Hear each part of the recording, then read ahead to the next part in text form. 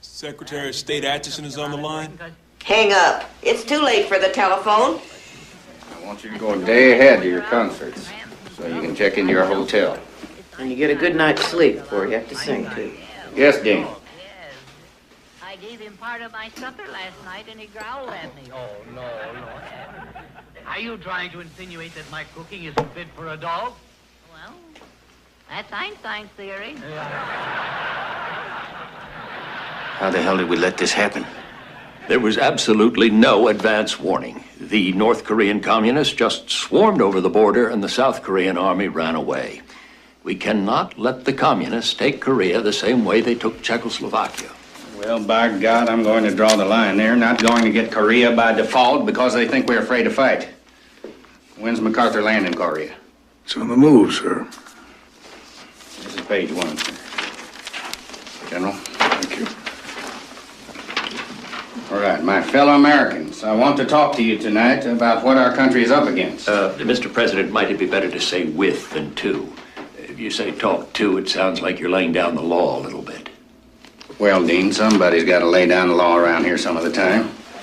Some people confuse liberty and license. They think the country owes them nothing but privileges. And nobody's supposed to lay down the law about their responsibilities. I want to talk to MacArthur face to face.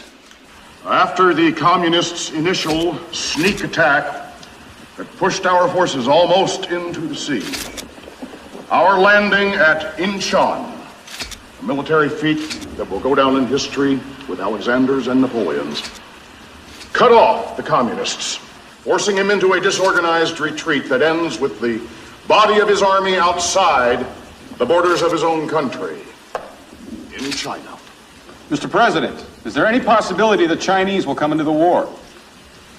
None. Our boys will be home by Christmas. General, our country is very fortunate that we had the right man at the right place and at the right time. Boss don't like this. You believe what you said back there? The Chinese will not attack. We have beaten them for now. Well, I want to be sure that Korea does not develop into World War III.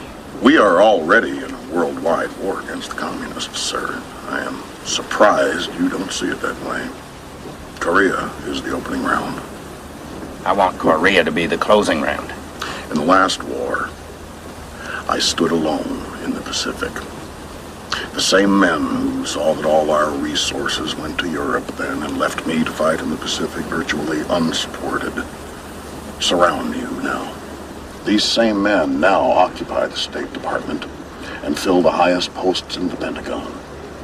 I will not fail my duty here, sir, but I must know that I will not again be left to fight alone. General, you have all the support you need now. You have my word for it. Well, fine. May I smoke, sir? Go right ahead. I expect I've had more smoke blown my way than any man alive.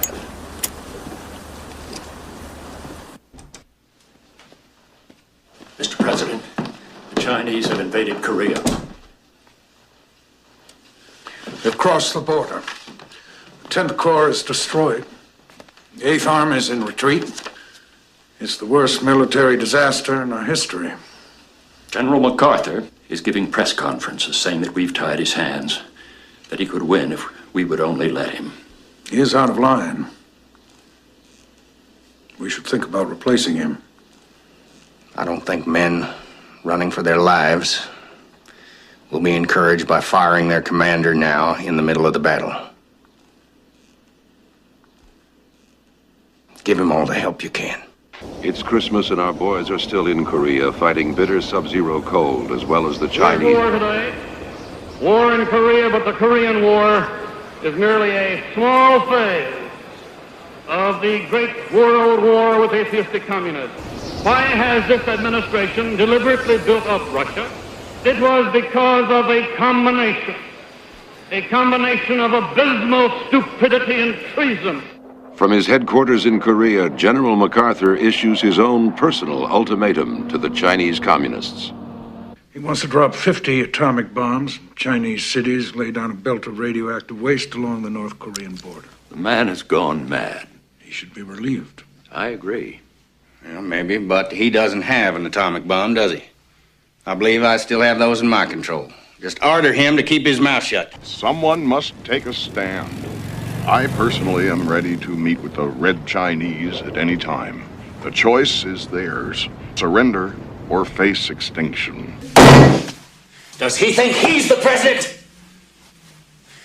He has crossed the line. I warned him. If he wants to show contempt for Harry Truman, he'll have plenty of company, but he will not show contempt for the President of the United States. Let me do it, sir. I'll force him to resign. No, he's not going to be allowed to quit. This is more than just a general falling in love with his press releases. This is a matter of who's the boss, the military or the people. Good evening, Mr. President. Evening. Senator McCarthy has called for an emergency meeting of Congress, and Senate Republicans invited General MacArthur to address a joint session of Congress. What right has your husband to fire the greatest general this country's ever had?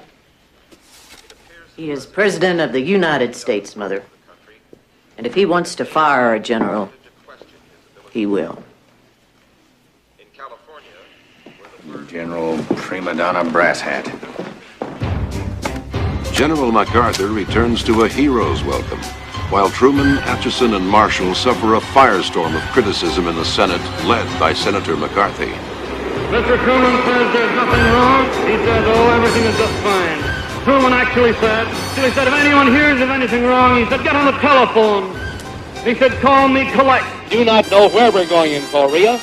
We do not know where we're going in China. MacArthur knows, and he's been fired. tragic mistake. That the American people cannot fire President Truman. Let Mr. Atchison and Mr. Truman go and retain the services of our fine General MacArthur. Answer your telephone, Mr. Truman. Dear Bess, I will not be a candidate for re-election in 1952. I could. I've only had one term in my own right. But I've been in this whited sepulcher of man's hopes for 8 years. More than any man deserves or should endure, including the great Franklin Roosevelt. When this term is over, I am coming home for good.